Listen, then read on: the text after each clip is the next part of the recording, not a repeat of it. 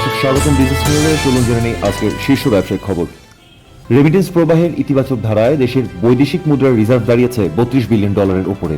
গত এক বছরে রিজার্ভ বেড়েছে প্রায় $7 থেকে $8 বিলিয়ন, যা অর্থনীতির জন্য একটি আশাব্যঞ্জক ইঙ্গিত।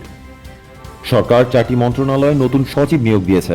নৌ পরিবহন, বস্ত্র, পাট, পল্লী উন্নয়ন এবং পরিকল্পনা বিভাগে নতুন দায়িত্ব পেয়েছেন 4 কর্মকর্তা। প্রশাসনে এই পরিবর্তনকে ইতিবাচক পদক্ষেপ হিসেবে দেখা হচ্ছে।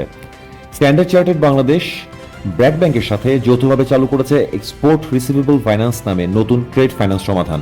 এতে রপ্তানিকারকরা দ্রুত অর্থ ফেরত পাবেন, যা তাদের নগদ প্রবাহ ও ব্যবসায়িক সক্ষমতা বাড়াবে। Bangladesh Germany chamber of commerce ঢাকায় জার্মান রাষ্ট্রদূত ডক্টর রুডিগার লর্ডসকে সংবর্ধনা দিয়েছে। দুই দেশের মধ্যে নবায়নযোগ্য জ্বালানি ও প্রযুক্তি খাতে বিনিয়োগ বাড়াতে যৌথ প্রতিশ্রুতি ব্যক্ত করা হয়েছে।